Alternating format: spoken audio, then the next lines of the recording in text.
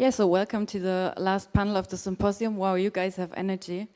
Actually, we've been asking each other, who put this program together? But yeah, looking in the direction, yeah. With this last panel of the symposium, we are entering the realm of knowledge production, systematization, and distribution, which also requires urgently the decolonization that Françoise just mentioned. We could have very well organized the panel, and I want to just touch upon something else, organize the panel on academia with regards to the German and general European situation, of which the initiative at the University of Bremen, the recent initiative of designing and building up a whole section called Black Knowledges without including any black scholars, but legitimizing this initiative through their works without their consent, is only one sad and incredible example. Actually, it's, you know, credible, but still shocking. It's shocking. Yeah, to that extent of funding and publicity, and just recently the whole process has been stopped. They cancelled the project now after much criticism. Yeah, I just wanted to mention that we are entering this field in Germany right now, but in this panel we will focus on ethnological museums and collections, and institutions like universities and museums share their role in the construction of the idea of a Western modernity and in legitimizing colonialism. Until today, both pose what Chimamanda Ngozi Adichie called the danger of a single story. A single uncontested story will stop being a story and becomes a reality at one point. A reality without proposing questions of authorship, ownership, or multi-perspectivity.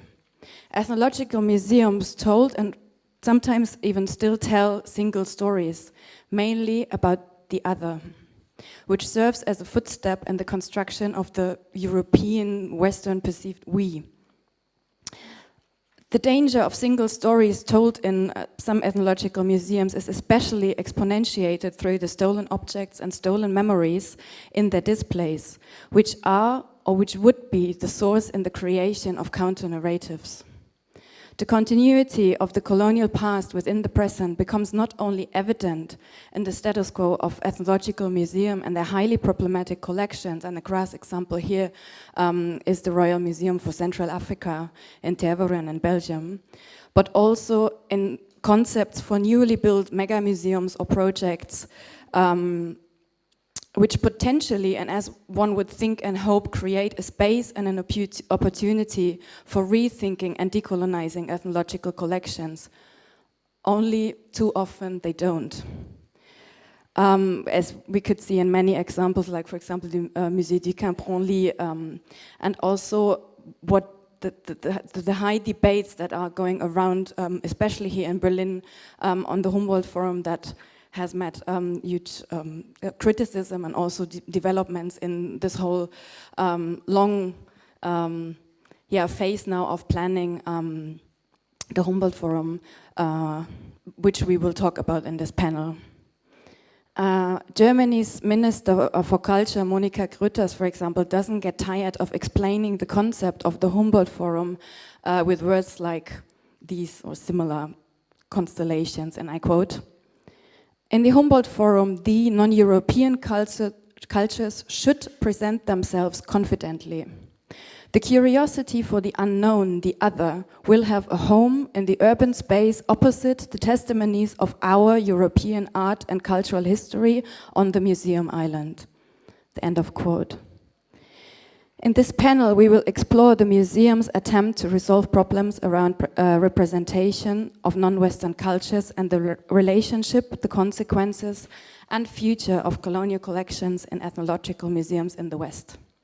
We will address these immense challenges of maintaining these archives, collections, and museums in the 21st century. So we will also touch upon debates on restitution and provenance research.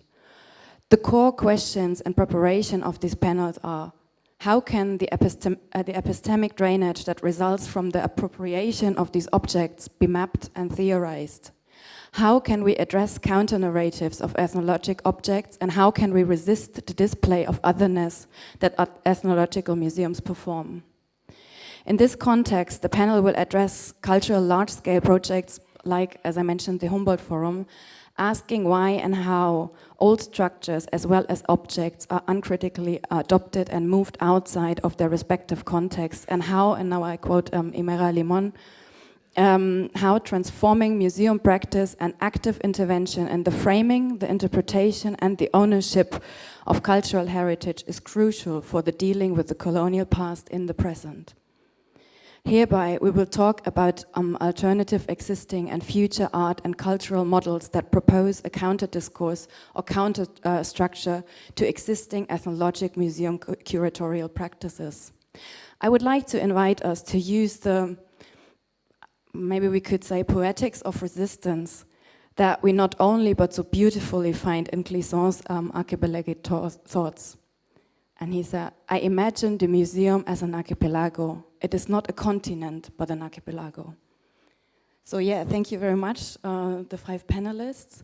We would like to start with the first paper by Imera Limon. Imera Limon is an Amsterdam-based researcher, currently writing her PhD proposal on the current state of European colonial heritage, nationalist projects, and institutional appropriation of so-called non-Western cultures.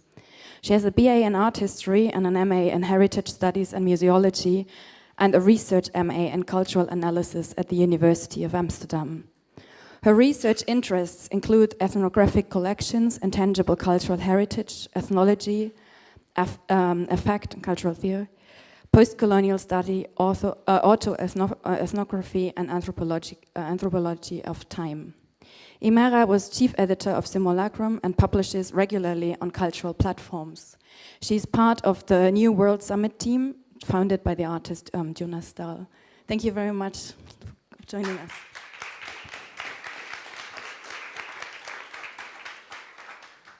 Thank you so much for inviting me.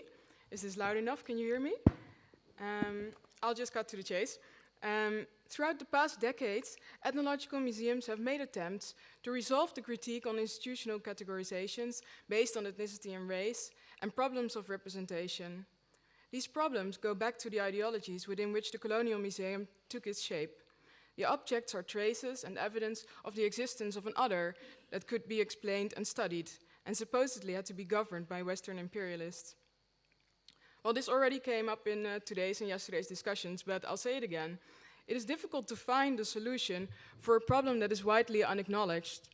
The colonial past of countries like Germany and the Netherlands seems not to be included in the national histories.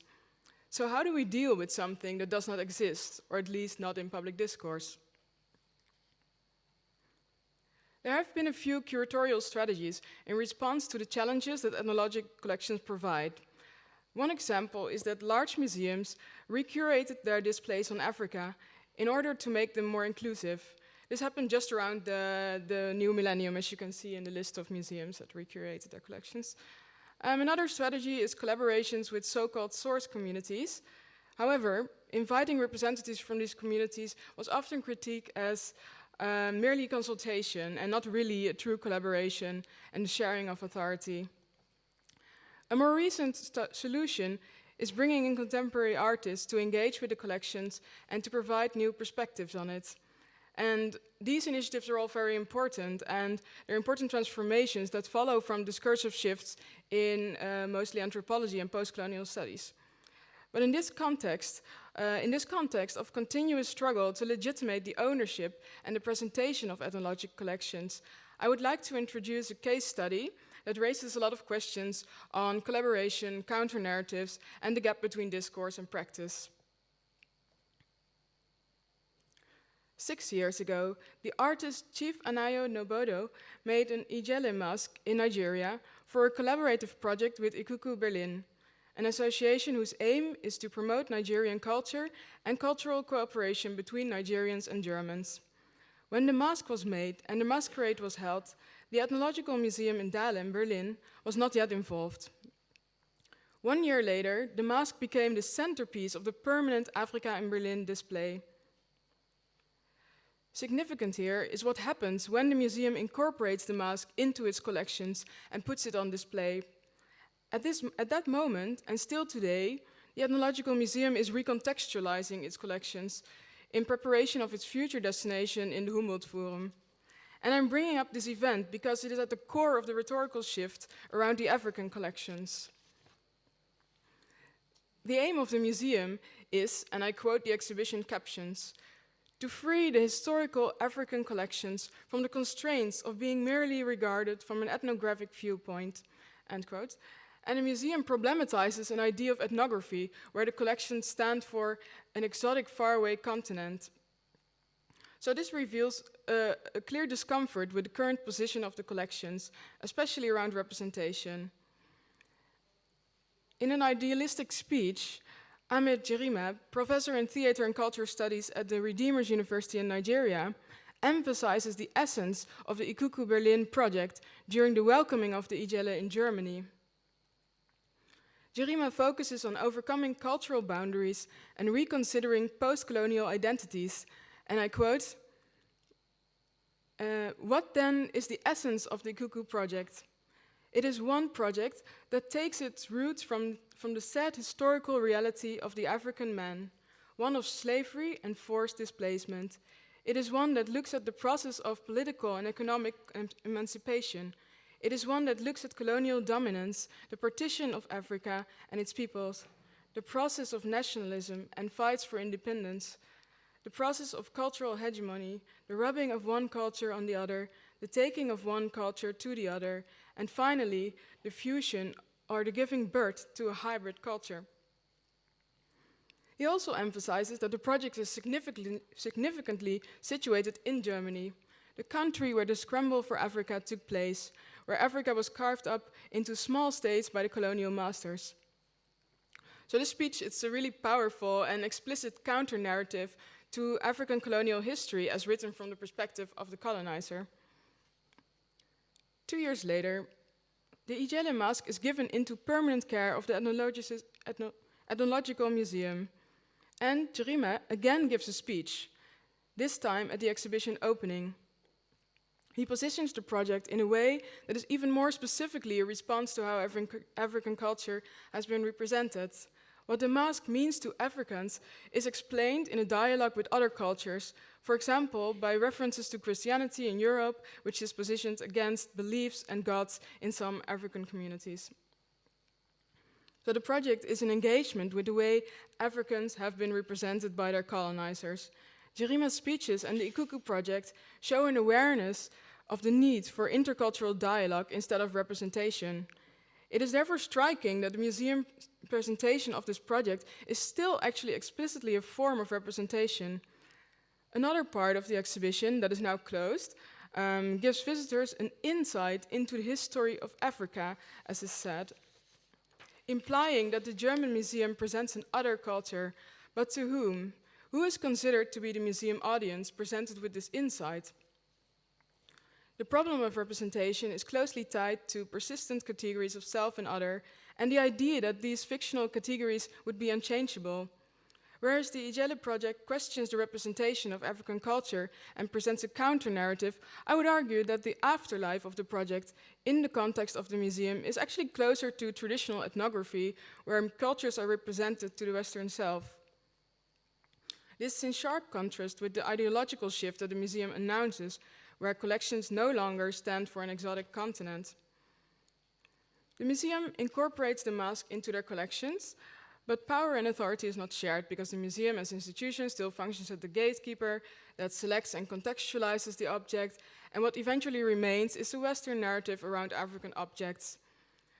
What happened in this case is that the museum appropriates the mask and the discourse around this project becomes part of its collections rather than actually disrupt or influence museum praxis. The strategy only appears inclusive in the sense that it allows a collaboration with non-Western artists and community.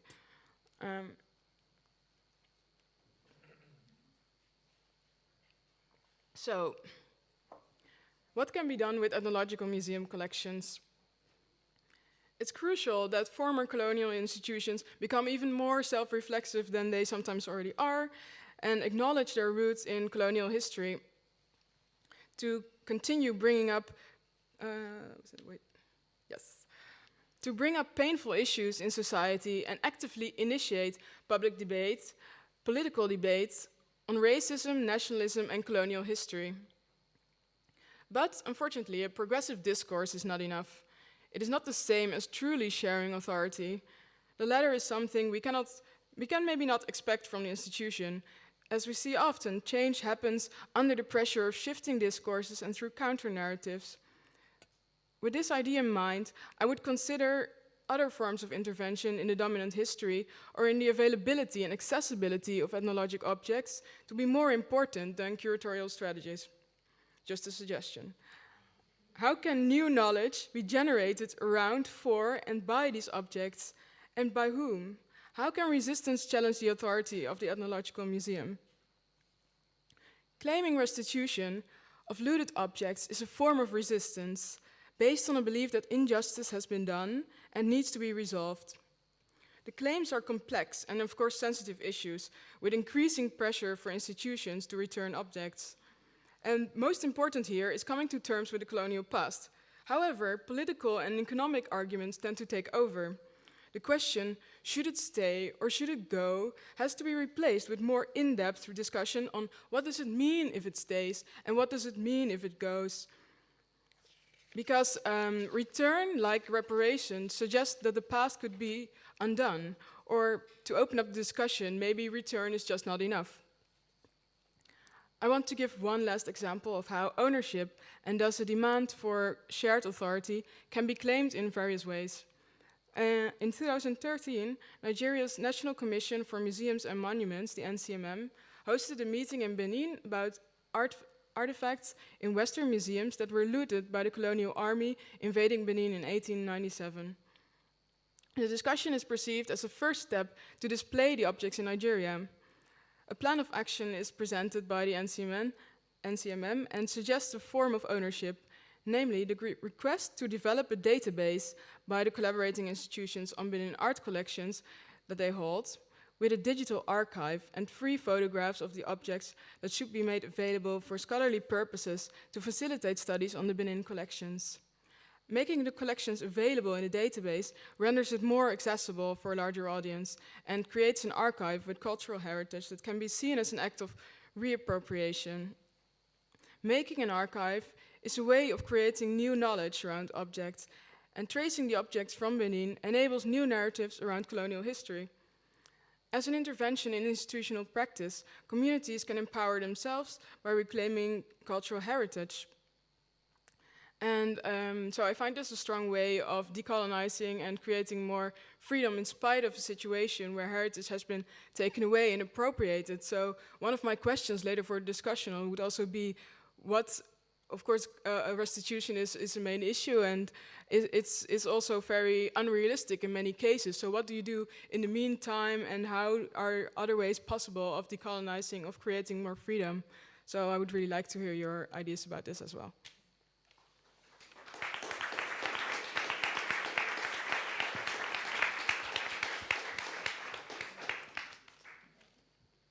Thank you very much, Imara. So we do the other way around now. The speaker gave a question and you can tell us your ideas and answers to that. Any remarks, questions, comments, ideas?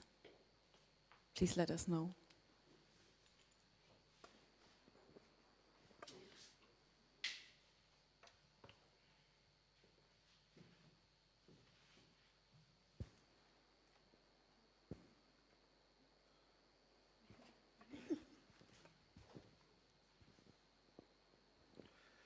So actually, I want to reflect the question you posed. What does it mean if it stays, and what does it mean if it goes? You know, you are the one working on it. What does it mean if it doesn't go? So from that point of view. So my question is actually,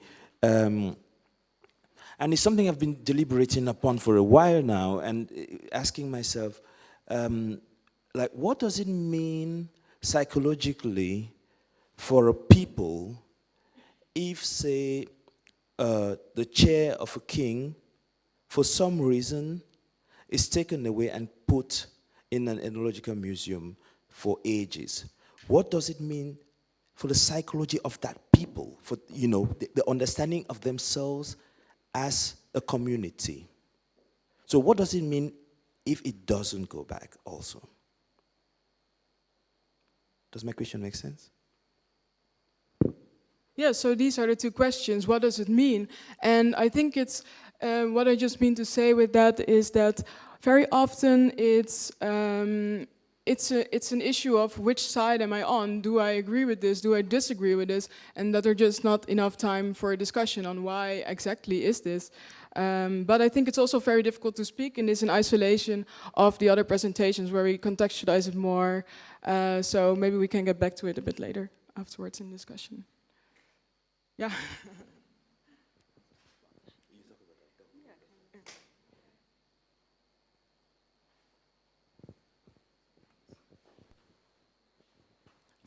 Okay, maybe we just do like that. We continue with the next presentation, and then you form your ideas and questions together. Yeah, our next speaker will be Silvice Calaccal, who is an European ethnologist and literary scholar who currently works at the University of Basel.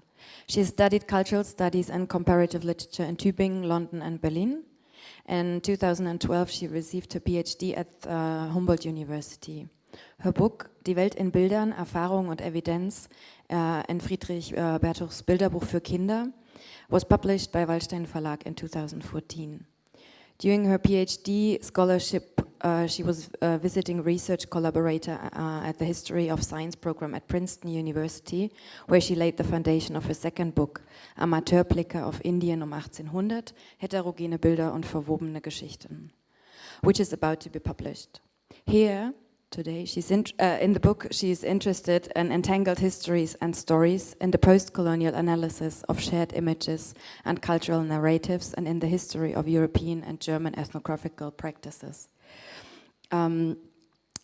Which, of course, also enters the next paper, which is titled Framing Histories, Objects, Images, and Narratives of Relation and Entanglement.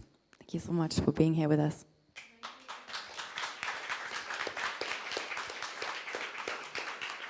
Wow, thank you. I know that the air has become very thin, and I only have, because I knew that we would be the last panel, I have 4 discussion points, and I think I also touched the question you've just raised, the question of maybe also of belonging. Where do these objects belong to? And because these are 4 points, they might be a bit provocative. So yeah, so I was really thinking about a discussion. Okay, so these points I would like I would like to present to you. They have arisen out of my historical work on images, narratives, and practices of early ethnography in the German context. So you might say that my perspective is one of a longue durée. And I think at the same time, I touch many aspects of the discussions we already had in these last 2 very full days, and all these discussions are still working in my head. So my first point is that objects do not only have a colonial history, but more, objects are parts of a broader colonial structure and knowledge. At the moment, classical curating shows a deep affinity to the objects themselves. The objects are displayed in terms of their geographical, historical, ethnic, and religious inheritance. Often stories of collecting and appropriation, sometimes violent stories, are not made visible, but which are also part of the object's history. And this, I think, you have made that very clear with your examples. From the beginning of collecting and acquiring object, and I have to say this started way before the institutionalization of ethnological museums. In fact, before the mere institutionalization of the disciplines in the 19th century. So from this beginning on, the art and artifacts of the cultural other the fascination of the collectors became part of the objects themselves. And let me make clear the much advertised scientific curiosity of Humboldt and Forster's voyages is not innocent at all. And it sometimes, or it surprises me how that story is being advertised in the context of the Humboldt Forum. Here, the anthropological gaze has been constituted very much in relation to big colonial powers at that time. And I think that this anthropological, oftentimes primitivist gaze became part of the object's epistemic structure and its aesthetic.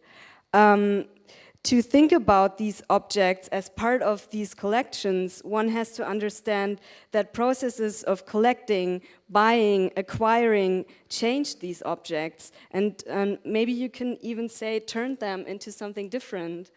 You cannot separate the history of appropriation from the object itself, and what I want to say by this is that there is no untainted, innocent history of the object. So it is not as simple as to reveal colonial structures, episteme, and aesthetics and display them next to the objects, as it has been done in some ethnological museums.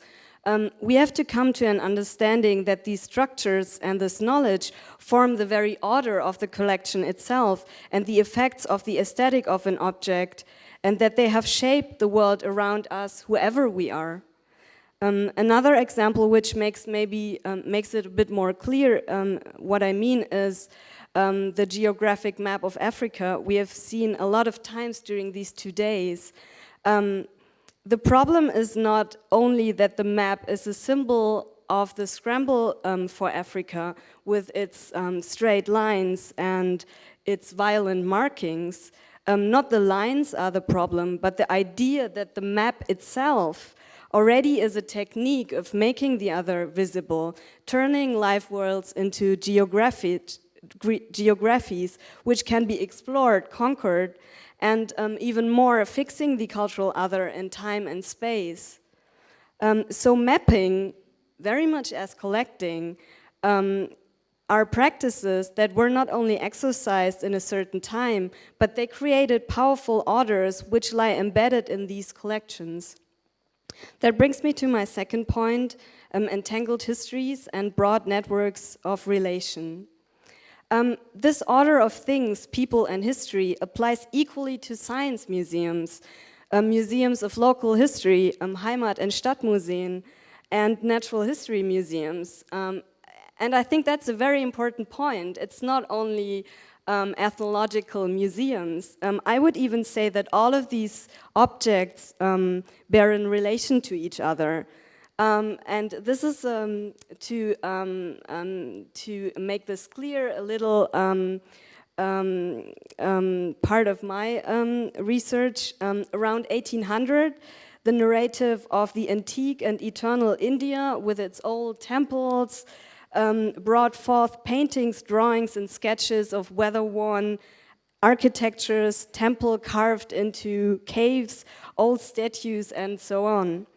At the same time, in the European context, you find a broad fascination with geological and mineralogical matters.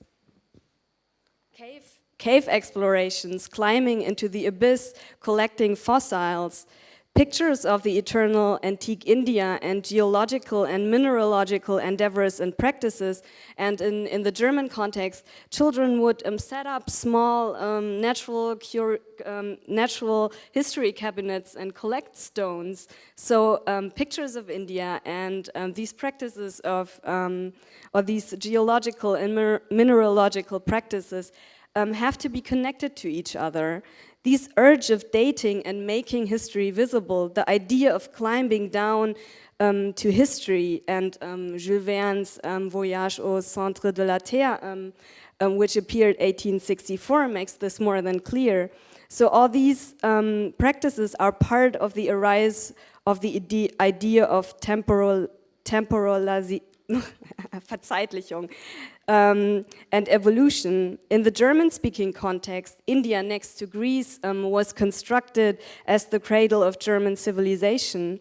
And what I want to make clear with this very shortened illustration is that the minerals in the Natural History Museum and old temple artifacts in the Museum of Asian Art are connected. Transferred to the exhibition space, I think it's important not to get lost in showing of authenticity in the name of past cultural context or the cultural other, past or present, but structures and processes that formed this notion of authenticity, subjectivities, and identities that lie at the very heart of the present society. I think this complicated network of relations makes it hard to assign the concept of belonging to one or another. I suggest to think about these objects as markers of shared histories and that they belong to many places. And here I understand the term shared in the double meaning of the German term geteilt, as Shalini Randeria has written about it, meaning division and share. They are traveling objects, if not only physically, but very much relationally. So negotiations of belonging, of sharing, of different ways of displaying, or not, of different places, of even destroying or burying objects, lie at the very heart of these collections. And I think that museums should be places of conflicts and of debate. And this is not an argument against restitution. I think restitution belongs into this, into these possibilities of traveling objects and also destroying objects. And I think the point you've raised is very important. Yes, is it enough? So. Which brings me to my third point, shared curating as spaces of controversy and debate. Historical and current ethnographical studies have shown that museums are not neutral and impartial spaces. Exhibitions have always been entangled in politics, mobilized certain stories of progress, development, and racial and cultural difference, and negotiated national and cultural identity. And maybe all these points also connect the past practices of collecting with today's practices of representation. That is why we need an institutional and representational critical base when it comes to exhibiting in these spaces. I think the idea of shared or collective curating is one that would enforce this kind of necessary critique. People with different expertise and knowledge discussing and working together and questioning each other and basically also fighting with each other. And obviously shared curating is also a point or where Savvy is a good example, I think, with your different connections and people. I also very much like the idea of shared curatorship because I believe that conflict and debate needs to be a prerequisite of curatorial work. I think different perspectives are important to engage in a debate which needs to be decentered and interventionist, but will always be part of power relations and never outside of it. So, yeah, I mean, we can discuss, there are many points which we can discuss there. I understand shared curatorship not only as the combined reflection of regimes of knowledge, but more as an interaction in which exhibiting is understood as action. The exhibition space is so a space of action which makes subversive, resistant, and messy, strange strategies and tactics possible. And here, I think, again, you have given some great examples and also made clear where the difficulties lie. And I don't think that shared curatorship is a solution. I think there is no right way of exhibiting. There is no end to this. It's a constant fight, and I think it will be a constant failure.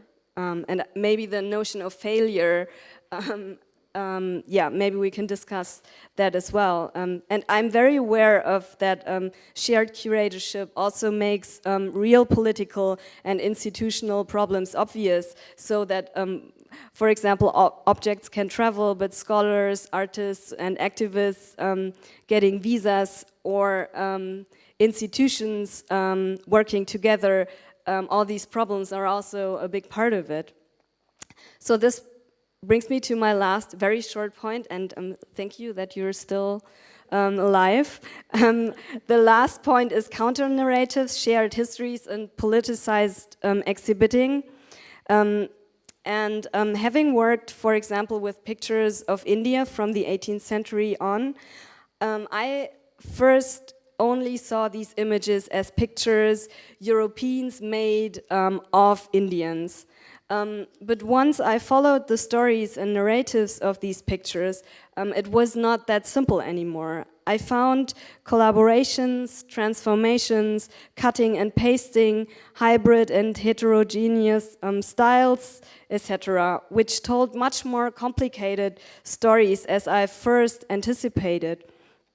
And what sticks to my mind is that colonial relations have to be understood as figurations, which created a dynamic network between people, objects, and stories and spaces. These relations are obviously always part of power structures and also part of a hegemonic battle of meaning, resources, and rights.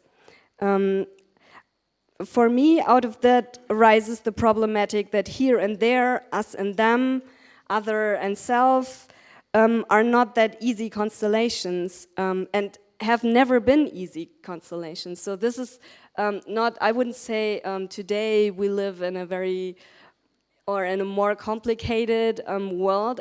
It is not as easy from the historical perspective as well. But here also lies the potential to work and fight collectively on shared stories beyond notions of authenticity. But yeah, I think the emphasis lies on fight. It's not, it's not something harmonious I see there when I say working together. Okay, thank you.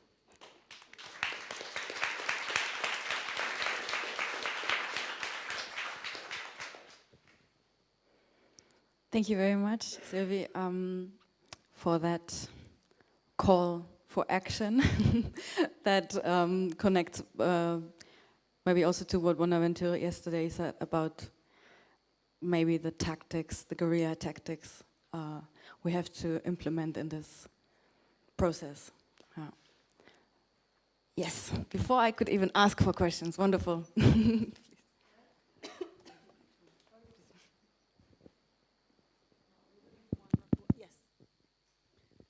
Maybe one more question that will be answered after that, if there is an after discussion. In any case, I thank you very much for your presentations, both of you.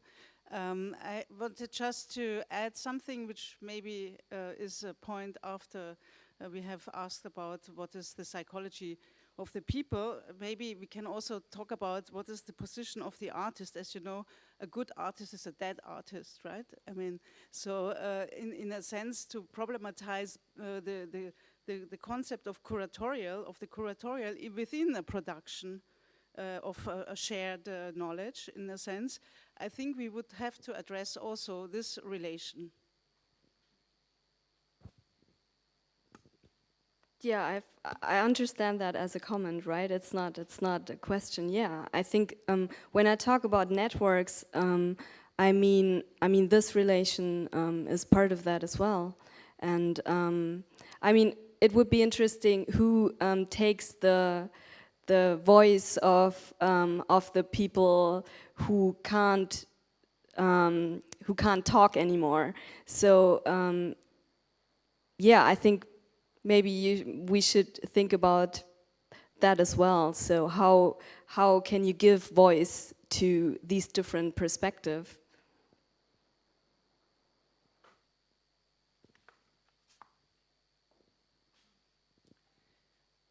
I'm wondering, is this working? Yes. Just to maybe connect to the last set of discussions and the question of healing and restitution, things that have to do with a lot of trauma. And your call to fighting is in some ways maybe not, it's a little bit counterintuitive given the sensitivity of the situation, but I'm sure you've thought about this.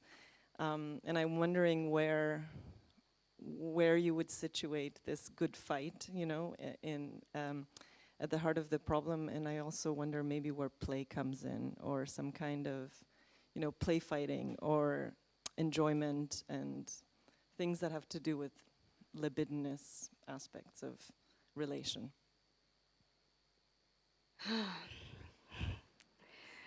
Yeah, I mean, that's why I said it's maybe a bit provocative to say things, they don't belong to anyone, which also at the same time you might say they belong to everyone.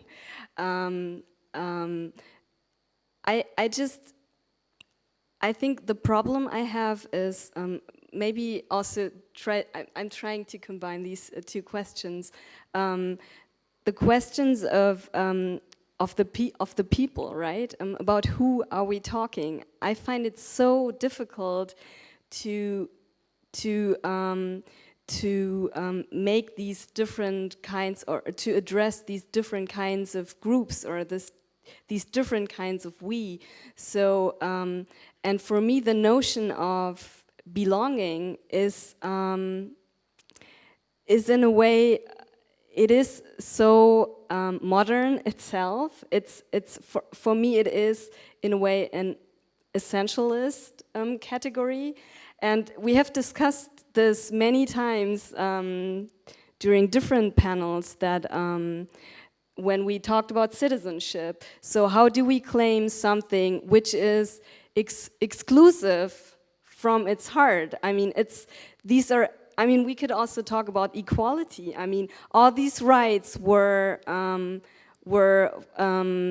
formulated while excluding others. So, for me, I would probably talk about these, or I understand these categories as categories of exclusion. So that's why I tend to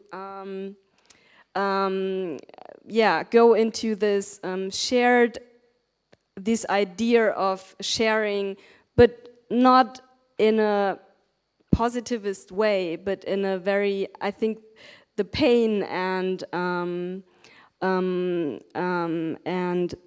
I wouldn't talk, and the pain and all the bad experiences are in that as well. And so, and this is a space for me which provides to talk about these things as well, away from these notions of exclusion.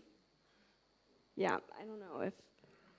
Maybe, may I follow up with one minor thought on how I understood your notion of conflict? I mean, we've been talking about that before, and to your question, I find it interesting to look at the debate about ethnological museums. Many of you may know that James Clifford, about 15 years ago, transferred Mary Louise Pratt's concept of the contact zone to the world of ethnographic museums, and his intervention was primarily to point to the fact that museums are inherently constituted by power relations. And one important thing that Mary Louise Pratt conceptualized was that the contact zone is a zone not only of encounter, but also a zone of subject constitution. So people are not coming together as prefigured subjects, but they are subjectivated in the very moment of coming together. And by that, if we think museums as spaces where different actors come together and you know, negotiate and deal with each other, curate maybe together, but of course from many different positions and with many different kind of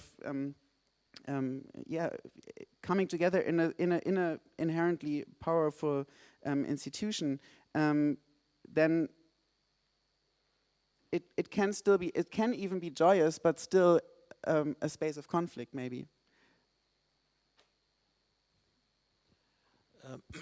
I wanted to make a comment on this notion of belonging, which is something you hear a lot when you navigate. You're in this space of ethnological museums and whatever, because it always. I mean, Kader Attia gave a talk a few years ago, I think, and he was talking about a group of lawyers that had an effort, that put up an effort to, you know, legally get back some objects to the Congos, which I found very interesting, because usually the argument is where to? Where do we take it to? To whom does it belong? But I mean, these things all belong to somewhere. The concepts of belonging, so even if they don't belong to individuals, they belong to societies. They were taken from society. We do know that. So the question is, why do we keep on asking this? Another issue that always comes up is, who is going to take care of that? You know, so where is it going to? Who is going to take care of that? If you take a Ngemba sculpture, 500 years be it, why can it not be taken back? That because it belongs to, you know, because it changed hands from here and there is some belonging. It's a shared belonging. It is a shared belonging. But that shared belonging could be situated also there. Can I? Yes, please. I totally agree with you. For me, the question of belonging is not tied to the question of where the object travels to. Obviously not. I think, but for me it is, I think it's problematic to frame the traveling objects with questions of belonging. Do you know what I mean? Because I think yes, objects need to travel, and maybe they need to. I mean, I'm not an expert, and I think this discussion is so big, and but I'm definitely not against that objects are being transferred to but I have, you know, I mean, now I know that you, yeah, because it's this underlying discussion of origin and authenticity, and that is what, I don't know, what is there as well when we talk about belonging. And maybe I'm also transferring my own identity onto the objects, because obviously at sometimes I have the feeling that I belong somewhere, but then again, and I think that notion of diaspora that came up many times in these discussions grasped that very well. There's also many times this feeling of not belonging, which is actually productive, I think. I think that's maybe what you meant with joyous. It's painful, but it can also be productive, and you can, you know, something can rise out of that, and I think it will be different in different times. So. Okay, one last question, please. I would like to put a question: do we really need those museums? I mean, do we need the museums, the ethnological museums, the museums that carry up this object being represented in this passive position? Because I'm not very much of an expert of this foundation of the museums, but what is the context on which these places were built on, where they got the material inside, who was the target for, or the audience for these places? So do we really need today in museums of civilizations? Because if it's for didactical purpose, I don't think we had learned anything.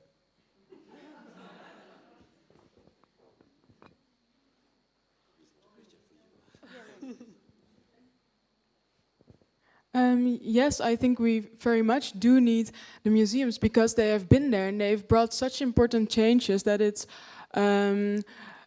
and part of the problem now is that the collections are being contextualized in a way that they were a long time ago already. And what is needed is very much to kind of look again at these notions of collecting, of presenting, and of and what to do with these collections.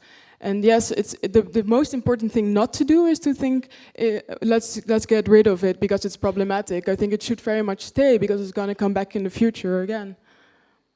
I have a slight little question. You said we need them. Could you define the we? We? Who is that we? Everybody. Everybody, because everybody is implicated in this. I don't personally, so could you elaborate on that we? I don't need them.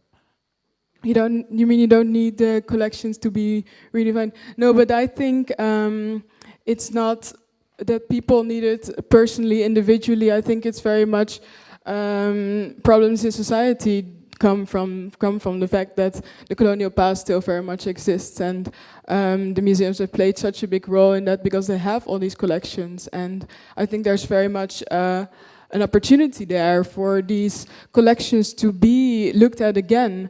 And to combine it indeed with contemporary art and to, yeah.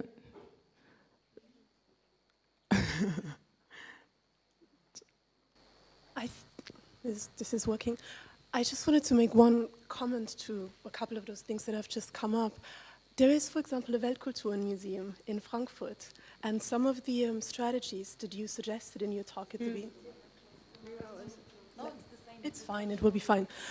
Some of the strategies you suggested earlier in terms of what museums can do, and especially ethnographic museums, having contemporary artists engage with the collection, re-evaluating the objects. The Weltkulturmuseum in Frankfurt, and I was quite surprised that there is no one on this panel talking to that particular theme. They have been staging some really interesting exhibitions over the last couple of years doing precisely that and turning the museum very much into a kind of laboratory where contemporary artists engage with the objects very, very differently and curatorially, putting some of those strategies into action, and so very, very successfully, I think. And there's actually a really good piece that Clementine Delis wrote called Stored Code. It's on the internet, I think, where a lot of those notions are being practically implemented. Yes. Just briefly, I was just talking about exactly this museum yesterday, and it was one of the first things that come up when people talk about actual progressive institutions who do something very new with these collections. And yeah. Please, very shortly, because we have 3 other presentations. Does it work? There is also very powerful critique by Susanne Leeb on that approach of Weltkulturmuseum as using contemporary art as a kind of veiling the real history and the real epistemology of the object. So I would be critical on that point. Thank you.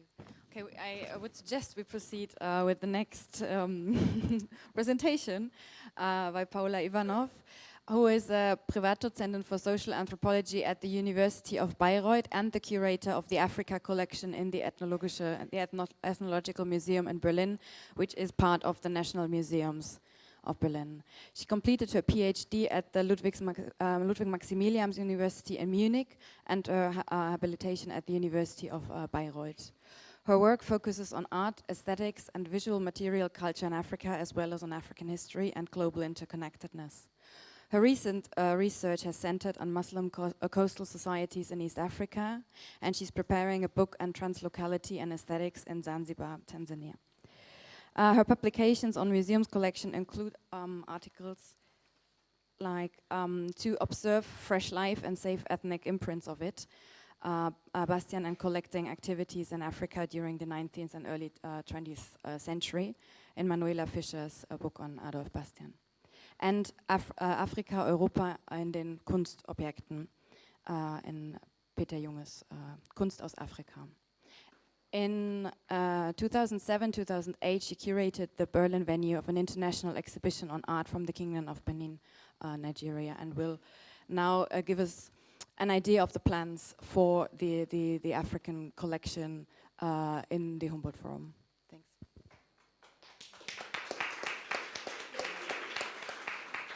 So, hey, it's working? Yes. Thank you very much for inviting me or someone coming from the State Museums of Berlin or representing the Humboldt Forum. I have to say I represent what we will do with the African permanent collection in the Humboldt Forum. It is a different because there will be a lot of space for discussion, for special exhibitions and so on. And even these new opening permanent collections are conceived to stay not such a long time, to become really outdated. So this is what we plan for the opening of the Humboldt Forum. And maybe about the process of developing the African section of the new exhibitions in the Humboldt Forum. It started before 2008, and the one who developed the concept firstly was Peter Junge, who was at that time the only curator for the Africa collection. I came in 2012 to the museum, partly to, was the idea that I should make an exhibition on my special topic, the coastal cultures of Eastern Africa, which will answer also a lot about your topic of belonging. And now Peter Junge retired last year, and now we have a new curator for Western Africa, and I'm in charge of the rest. Central, Southern, Eastern, and Northeastern Africa. Okay, the starting point, you here? Okay. The starting point of the future African collections, I'm speaking Italian, English, sorry. Italian, I'm Italian, yes. Parliamo italiano. Okay, it's the historicity of Africa, but also the historicity of the collections and the historicity of values and interpretations attributed to the objects. This idea has four main aspects. The most important till now for us is the restitution of what has been called coevalness. So what you were talking about, both about that epistemological construction of the West, the modern West and the non-modern West.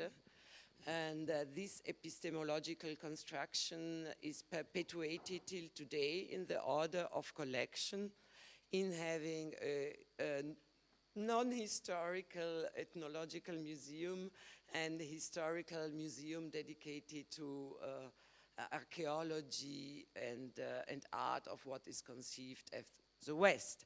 So our main topic, and there is a lab experiment to which I would invite you now in the Africa exhibition. It's called Provincializing Europe. I tried to put again African art history in global art history. So the idea in Humboldt Forum will also a restitution of coevalness and of a deconstruction of that epistemological categories which are still existing and which belong to colonialism.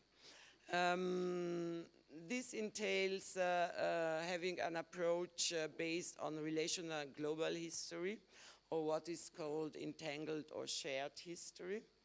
The West has not created history, has not created modernity, but what is now the modern world is the result of entanglements, of shared history, and also surely of the exploitation through the West of the other continents. But this is one point, but what we also want to show is the agency of the African actors in times of slave trade and in times of colonialism.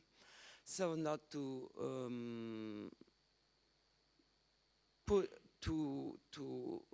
represent again Africans as the victims of history. Agency is in hard conditions is a very strong agency. So the last point of this historical approach will be multi-perspectivity. So showing the different interpretations of objects locally and in Europe. I will say later something about. So the exhibition is divided in several parts. There will be an introductory space which is dedicated to go, here is that, here is that, here is that. But we want to give a first visual impression of entangled and historical Africa with portraits of very old African diasporic persons. Will be temporary exhibition area dedicated mainly to contemporary Africa. Creativity, aesthetics, and art in Africa, thus trying to counter the stereotype of Africa as a continent only of crisis. And this include international art, would include there is the plan, what is planned, but also local art scenes in African countries and regions, which, for example, are excluded by hegemonic circuits of so-called global art. And this would also to go beyond high art, Western Kantian idea of art, and including also popular art, dance, videos, fashion, among others. There will be a visible storage area with 2,500 objects on display. And this visible storage area is explicitly dedicated to the history of the collections. So how came the objects, how they were collected, appropriated, the violent history of collection, but also what was not collected, because through ethnological collections, the fiction of an ahistorical, unchanging Africa was created and is perpetuated through that, through the collections. So we will show papers, newspapers, in images only, because the things which were not collected were the things of which were contemporary with the Europeans. It were the hybrid things. it was an invention of this traditional ahistorical Africa was done through collections. So we will have European clothes worn by Africans in the 19th century, very normal thing. Photographs displaying that, newspapers from Lagos or from other Western African countries, cities from the 19th century. So we want to restitute the history to Africa, to the collections, because it is extremely important. I think maybe we only show what was not collected, because it was a lot. So this is also the part in which we will speak on treat colonialism. How many time? And then there will be 3 historical exhibitions. One dealing with the Indian Ocean and the Eastern African coast, which is my part. One dealing with Cameroon grassland in colonial times, and one dedicated to art and history of the Benin Kingdom. The Indian Ocean Eastern African exhibition wants to show southern globalization, which was connecting all littoral regions of the Indian Ocean, starting from Eastern Africa, Ethiopia too, the coast of northeastern, but this is not my topic. But East Africa, Arabia, India, China, Southeast Africa. So this, I want in this part to show, to take a southern perspective and showing how urbanism started in Eastern Africa in the 1st century current era, showing how transcultural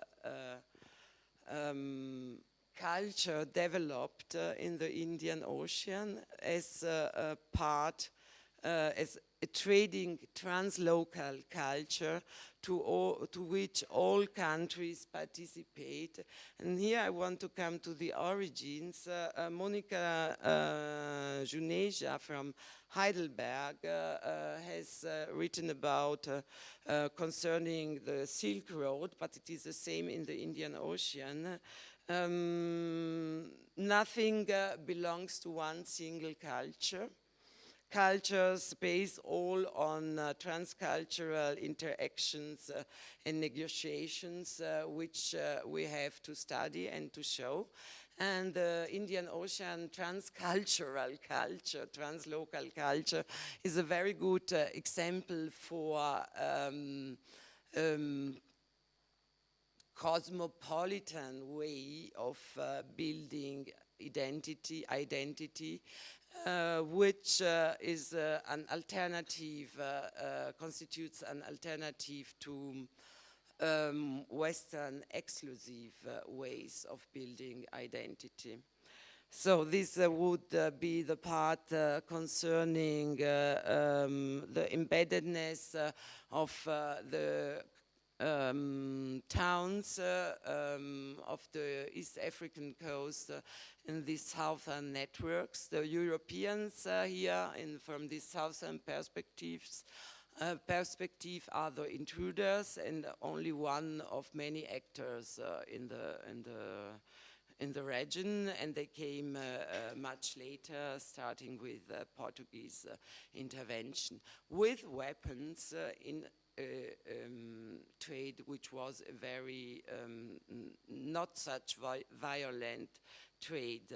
So this violence of European intrusion is also part of the exhibition. And it ends surely because it concerns the East African coast, concerns also Tanzania, with the expansion of world market in the 19th century, leading to colonization and leading to violent capture of the pieces of the collections. And so, and I want to tell this story of exclusion. So the people were disparaged, the object got a very high value, sometimes as art, which is I want to show there, and I want to end with the perpetuation of exclusion with Fortress Europe. Okay. I told a little bit more about that exhibition because it is my part. The Benin exhibition will show the Atlantic part of the story, so the entanglement of the Benin kingdom in Atlantic trade, including slave trade.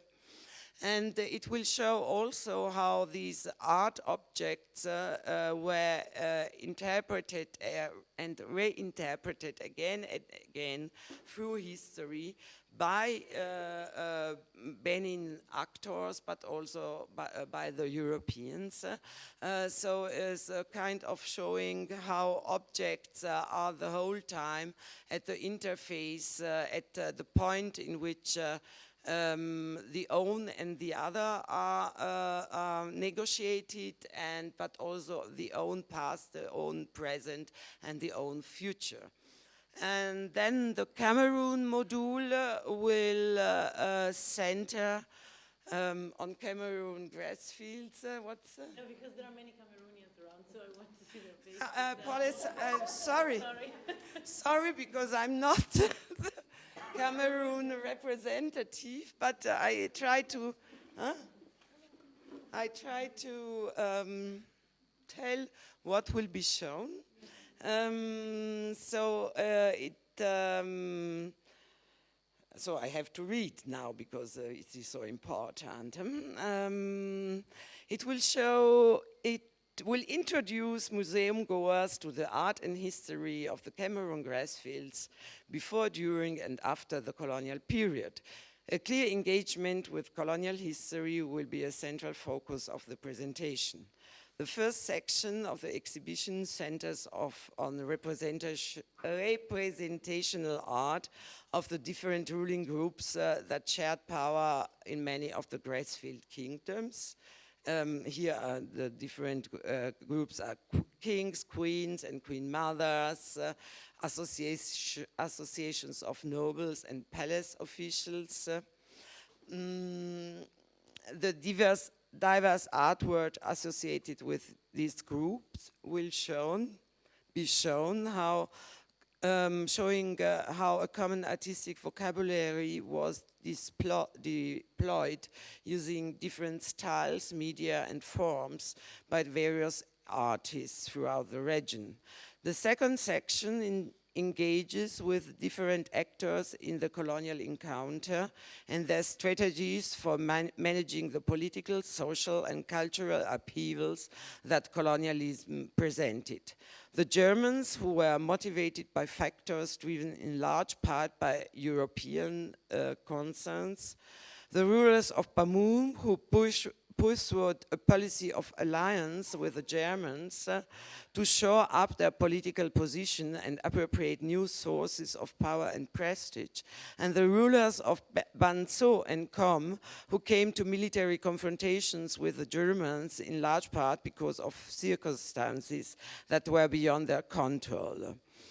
The entanglement of these different strategies and positions will also be explored through their effects in terms of the acquisition or the plunder of objects by military officials, and then the coming of the objects to the Ethnological Museum, but as far as I know, not everything was plundered.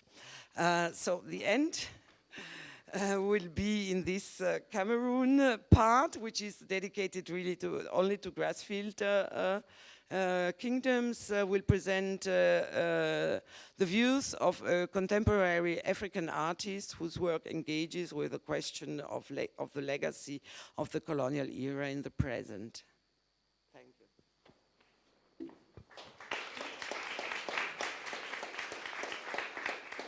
Yeah, thank you very much for that insight and the plans. Yeah, but I think it's important that we enter in this exchange also because the national museums in general are not very transparent in the organigram. Like even if you try to find out on the website who's working in which department, it's very hard, very difficult. It is because of data shoots. Yeah. And the reasons might be there or not, but the question for transparency and also a basis of discussion and interaction is very difficult at the given moment. So it's important that we know what we are talking about when we are talking about and criticizing or not, or engaging with whatever the plans are. So thank you very much for. Okay, yeah, I'm sure there are comments and questions.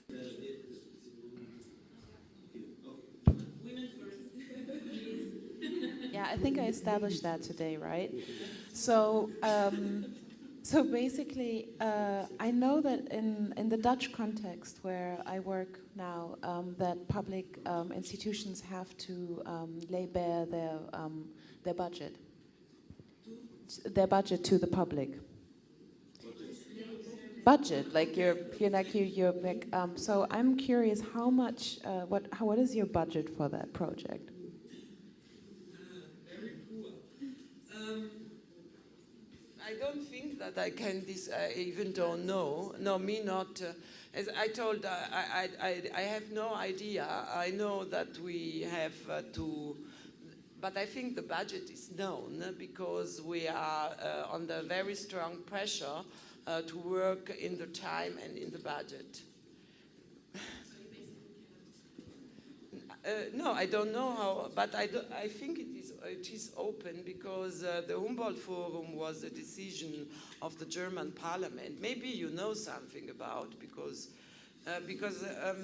was a decision of the German parliament. So no, and I think it is written somewhere.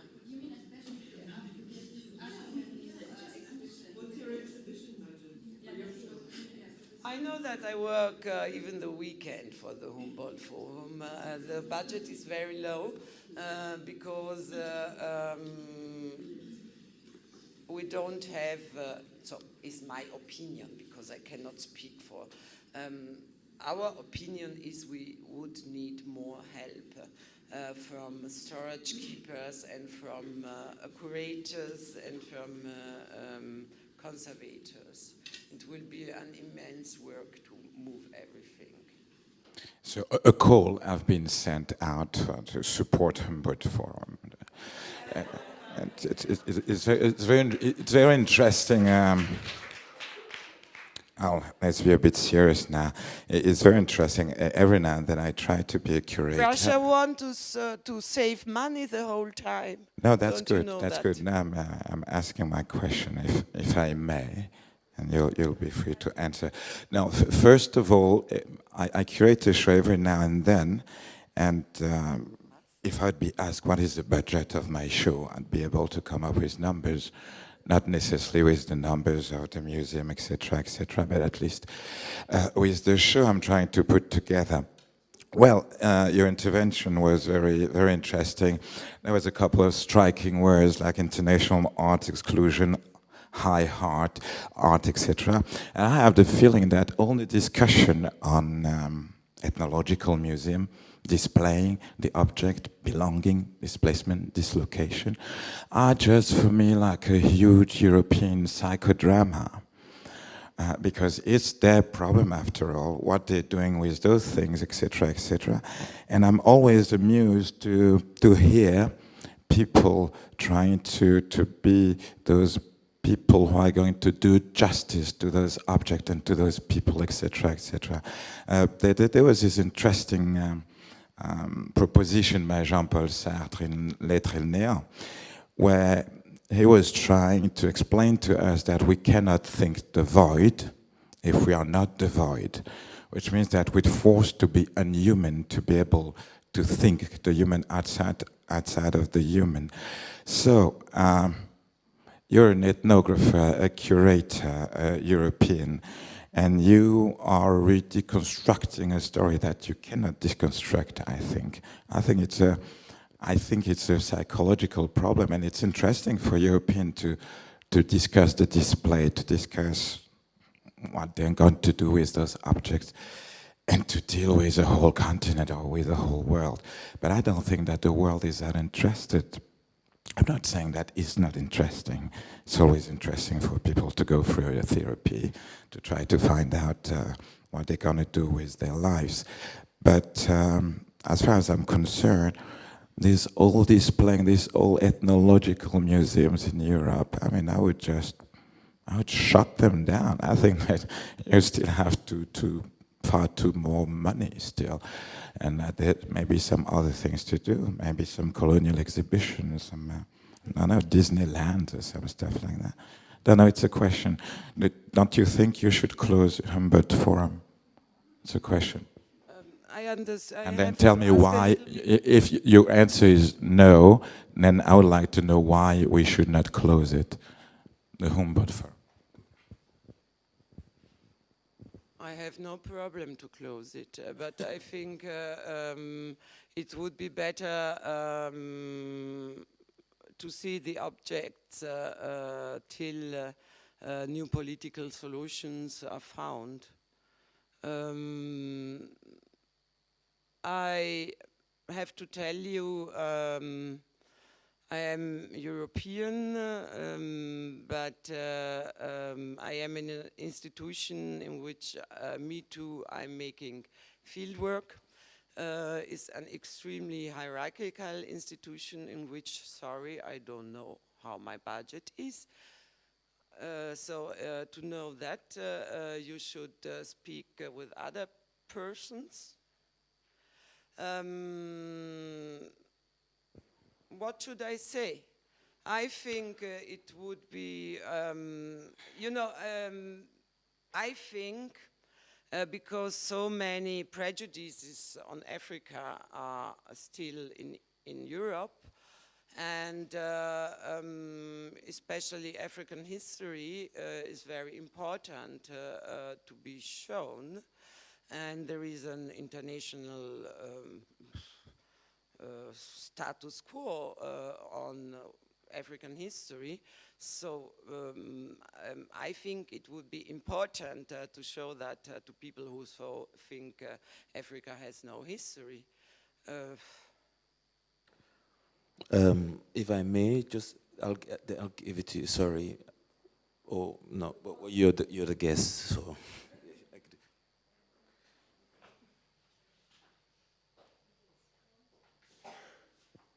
You hear me? I think yes. so. Yeah. I can stand, so you can see me. I think. Let me just start like this. I think every human being who has a sense of art is disturbed when you watch the video released by Islamic State destroying the Sumerian Babylonian art. As a human being and as someone who's interested in art. So in this case, of course, art belongs to us as human beings, not as part of a nation or a race. So in this case, I go back to the question raised over there about sharing, is this notion of sharing, What do we share and how do we share it, It is this question of translation. The notion comes 500 years after we got hold of the art. And now we talk about sharing. So this question of power needs and demands attention. We need to talk about the power relations of how we got hold of these artworks. And the question of reparation, which seems to be absolutely missing in this context. I mean, this is supposed to be about reparation, and reparation means recognition. You know, reparation means acknowledging and apologizing for what has happened. And here, this takes me to the second one. We have a person here, and she tells us, I hope that you take it as a critique and not personify this. She says that she's in charge of Southeast West Africa, but she doesn't know her budget. You know, does this make sense to us?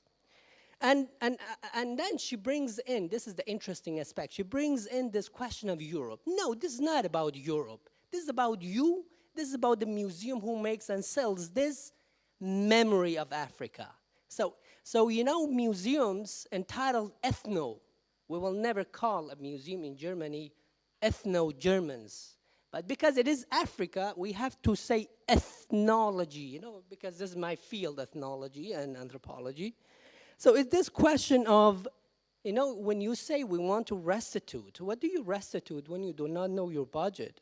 And how, you know, the most interesting part is this collection that she beautifully describes. Excuse me, can you hold please on. don't Hold on, say interrupt she. me. Don't talk in the third person. I'm sorry, but this is so, can you just talk to her and not about her?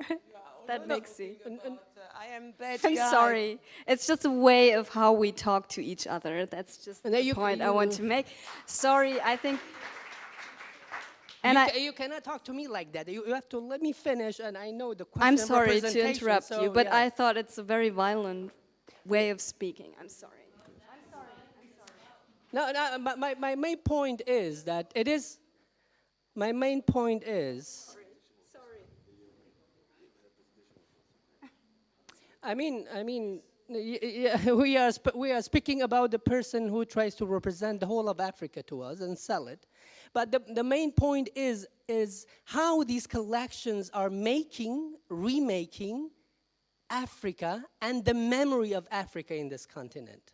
You know, how African memory is made, how we come to understand Africa. I mean, this was the question, how we can decolonize Europe. And here, how we are colonizing Europe, you know, how we are again producing a memory whose representatives do not know how much money they get. And then they put it in this big context. No, it's Europe and it's Africa. You know, there's racialization and colonization. We have to always bring in Europe perspective and Africa perspective. Why it's a person who is doing all these things. You know, we need to you know, take responsibility for our individuality. When you speak about agency, there is an African agency. I mean, in fact, in your case, when you do not know your own budget, you don't have any agency involved in your own work.